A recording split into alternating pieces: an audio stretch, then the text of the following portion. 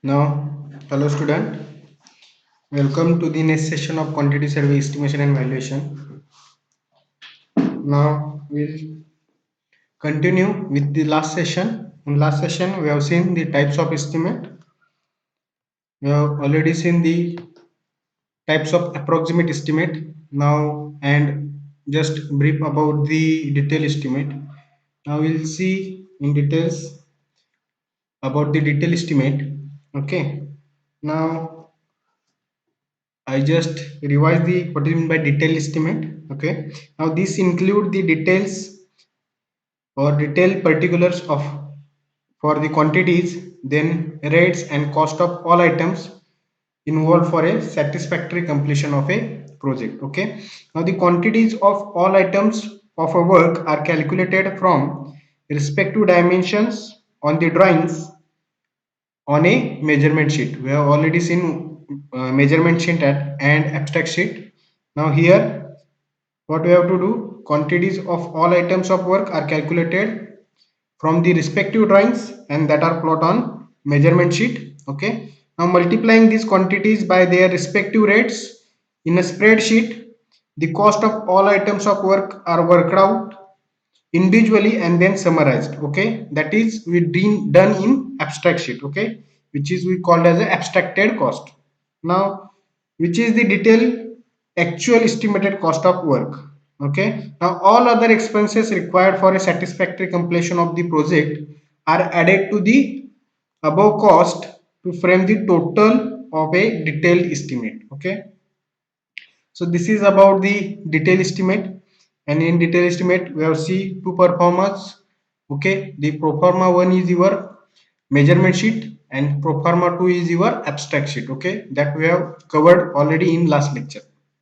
Now there are some parts of detail estimate. Okay, these are not types of detail estimate, these are some part of detail estimate. Okay, now we'll see one by one. Now first one is your revised estimate. Okay, now a revised estimate is a detail estimate for the revised quantity. Okay, the revised estimate is done for a revised quantity and a rates of items of work originally provided in the estimate without the material deviation of a structural nature. Okay, I will repeat it again. We'll do the revised estimate for a revised quantity and rates of a items of work originally provided in the estimate without the material deviation of a structural nature. Means you have to do the revised estimate for those material which cannot change any structural nature of your project. Okay, suppose for example paint. Okay, now in first estimate you have given the white color paint, and in revised estimate you have changed that color and change the specification of color and add some new color. Okay, so the rate of both the colors is changed. Okay, for the paint the rate is changed, so you have to do the revised estimation for a paint. Okay, and paint doesn't affect on a structure of your project, right? Similarly you can say tiles. Okay, suppose in previous estimate you have used the uh, vitrified tiles. Okay, and now you are using some quota tiles. Okay, now the tiles are changed. Okay, so you have to do the revised estimate, but the tiles cannot affect on your design of your structure. Okay, so you have to do the revised estimation for only those items which will not affect the structure of your project. Clear?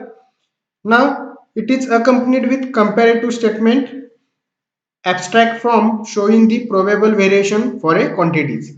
Rate and amount of each item of work of the project as compared with original estimate side by side, stating the reason of variation. Okay, so you have to give the reason for a variation.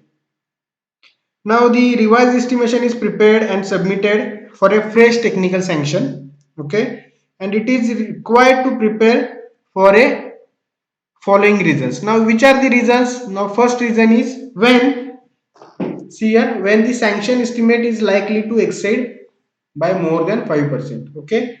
Now, when the sanction estimate is likely to exceed by more than 5%, either from the rates being found insufficient, okay, or from any cause whatsoever except important structural alterations, then and then only we will do the revised estimation. Okay. Now the second part is when expenditure of a work exceed more than 10%. Okay, in bracket I have written work more than 5 lakh.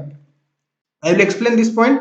When the expenditure of works exceeds or likely to exceed more than 10% of the administrative approval. Okay, first you have to do administrative approval, right? And after administrative approval, suppose your work is of a 6 lakh, okay, and there is changes, means if expenditure of your work exceeds more than 6 lakh, but how much percentage? 10% of 6 lakhs. Okay, means 10% of 6 lakh is 60,000, means your work is exceed by 6 lakh 60,000, then and then only you have to do the detail estimation. But the 6 lakh is your expenditure amount which is greater than 5 lakh. Okay, if your expenditure amount, sanctioned expenditure amount is less than 5 lakh, means suppose you have project of 3 lakh rupees and there is a chances of exceeding the expenditure by 10%, then you have to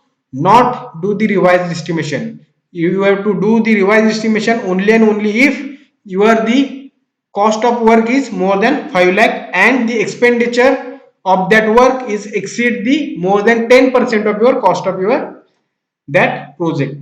Clear? This is the second point. And the third point is when there are material deviation from originally proposed, okay, but that material not due to the material deviation of a structural nature. I have already explained this point. When the material deviation from the original proposed, suppose in original proposed work you have given the material that is tiles, okay, you have given the tiles, first vitrified tiles, then after the some period of time you are going to change the tiles with a quota tile. Okay, means material deviation is there, okay, and that material is not affect the structural change in material, okay, which not affect on structure of your building or a project, right? So for that material only you have to do the revised estimation.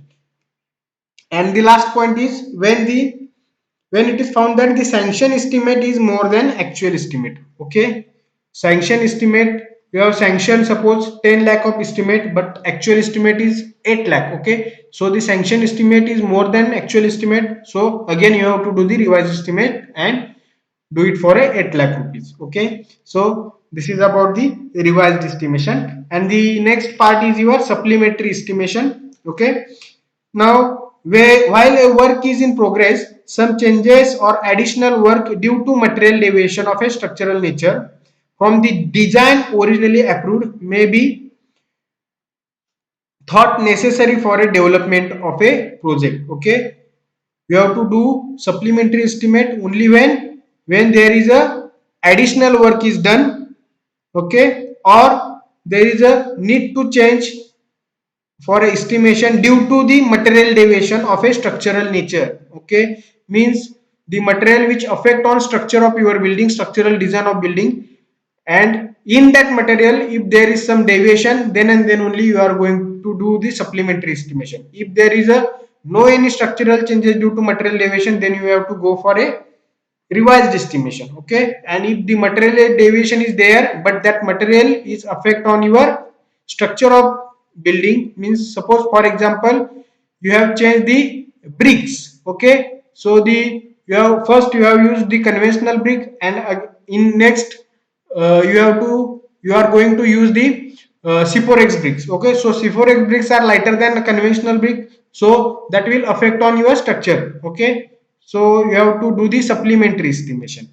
Again, reinforcement, changes in reinforcement, or if there is some additional work in your building. Okay, in first there are only your plan is of 2 BHK. Okay, and after some time you realize that you have to add one more room in your building, So there is a plan for a 3 BHK, means one room is additional. Okay, that work is your additional work, then you have to do for, so go for a supplementary estimation. Okay, so I will repeat it again. While a work in progress, some changes or additional work due to material deviation of a structural nature from the design originally approved may be thought necessary for a development of a project. Okay, an estimate is then prepared to include all such works. Okay, so this is known as a supplementary estimate.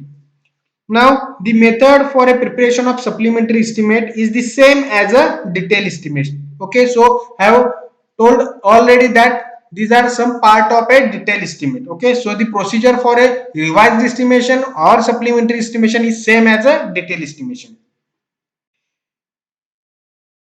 and it should be accompanied by a full report of a circumstances which render is necessary. The abstract must show the amount of original estimate and the total sanction required including the supplementary amount. Okay, so this is about the supplementary estimate. Okay, and there is one another estimate part of detailed estimate, that is combined of revised and supplementary estimate. Okay, now I will tell about the combined of revised and supplementary estimate. Now, during the execution of project, it may be necessary to revise the original estimate due to increased volume of originally proposed work and the same time sanction of a supplementary work. Okay, so you have to do revised and supplementary both work, means there is a chances of increased volume of work. Okay, and also addition of a supplementary work, so you have to do the both revised as well as supplementary estimate. Now for such case, revised estimate is prepared for a increased volume of work, and a detailed estimate for a supplementary work not included in the originally schedule. Okay, the amount of supplementary estimate is added to the revised estimate, showing the amount separately. Thus, the total amount of revised estimate includes the amount of supplementary work. Okay, so this is about combine of revised and supplementary estimate. And sometimes they have asked, write down the difference between revised and supplementary estimate. So now you can write the difference between supplementary estimate and revised estimate. Okay, now next is your revised and supplementary estimate due to reduction of a cost. Okay, now according to the PWD manual, okay, in case where the substantial sanction of a project cost not less than 5% of a total sanction cost. I repeat again, in case where the substantial sanction of a project costing not less than 5% of total sanction cost of a project is abundant, or where the material deviation from the original proposed are expected to result in a substantial saving. Okay, substantial sanction of a project costing not less than 5% of a total sanction cost of a project is abundant, means suppose in your project there is one item, concreting item. Okay, so concreting for a compound wall, this is the item. Okay, so if you are abandoned that item, means you are rejected that item from your project, and the concreting of a your compound wall, the cost of concreting for a compound wall is not less than 5% of total sanction cost. Suppose your project is of 10 lakh rupees. Okay, and cost required for a concreting of your compound wall is your 1 lakh rupees. Okay, so 1 lakh is your 10% amount of your total project cost. Okay, so it is greater than 5%, right? So you have to do the revised and supplementary estimation due to reduction of a cost, right? So you are abandoned that part, means 10% of your project cost is you are reducing, so it is required to do the revised and supplementary estimate due to reduction of a cost. Okay, and the next one is your material deviation from the original proposed are expected to result in a substantial saving. Okay, if there is saving in your cost due to the material deviation, then again you have to do the revised and supplementary estimate due to reduction of a cost. Okay, and next one is your annual maintenance and repair estimate. Okay, now after completion of work, it is necessary to maintain the same for its proper function, and for the same an estimate is prepared for the items which are required for renewal, then replacement, then repairs, etc. in the form of a detail estimate. Okay, annual maintenance repair estimate, it is also in the form of detail estimate, but when we will do annual maintenance and repair estimate, for the renewal purpose, then replacement purpose and repair purpose. Okay, for any building, to keep that building in function, okay, we have to maintain that building. Okay, and for that maintenance purpose we have to do the estimate, and that estimate is called as a annual maintenance and repair estimate. Okay, now in annual repair and maintenance, which type of work is included in that annual maintenance and repair estimate? Means whitewashing, okay, then color washing, then painting of doors and windows, right? Then plumbing work, then electric work, all that renewal, replacement and repair work is come under this annual maintenance and repair work. Okay, and the last one is your complete estimate. Now see, this is an estimate cost of all items which are related to work in addition to main contract, okay, or due to the detail estimate. So anyone can think that estimate of structure includes only the cost of land, then cost of main contract or labor, then material and supervision. Okay, but not like that. In addition to that, there are some many other costs involved in your project. Okay, and that cost, which are the some other cost which leads for a complete estimate, we'll see that. Okay, so this is the chart for a complete estimate. Okay, so complete estimate, see here, first one is your cost of land. Okay, and in cost of land, which cost includes, the first is your first cost or actual cost of land. Okay, so this is the actual cost of land, then cost of surveying. Okay, then cost of examination of deeds, then titles of lands, then execution of deeds. Okay, means verification of deeds and execution of deeds, cost required for that. Then again, which cost include in that, default access of land, street improvement if any. Okay, then brochures. Okay, so these costs are coming under your cost of land. Then again, cost of legal expenses. Okay, then required for the owner and contractor, cost of legal expenses required for owner and contractor. Then cost of main contractor. Okay, then cost required for a material, see here, cost required for a material. Then labor and supervision charges. Okay, cost of labor, then brochures, then supervision charges, that all coming in that. Then we'll provide some contingency charges. Okay, that is provisional sum. PS means provisional sum we have allotted in your project, or contingency charges that will keep 5% of work, that is extra cost. Okay, we'll see later what is meant by contingencies. Then engineers fee. Okay, legal expenses between contractor and owner, that we have seen already. Then cost of construction, in cost of construction, consulting fee and engineers fee. Okay, and in that cost for preparation of plan, then estimate and design, then cost of supervision that will come. Okay, then there are some miscellaneous charges, that is transportation charges. Okay, then cost of owner with his party, then again permit fee, then water and electricity charges. Okay, all that comes in picture. Okay, so all that charges, that leads to your complete estimate. So make note that detail estimate is not only the cost of your land, then cost of contractor and labor, cost of material and supervision.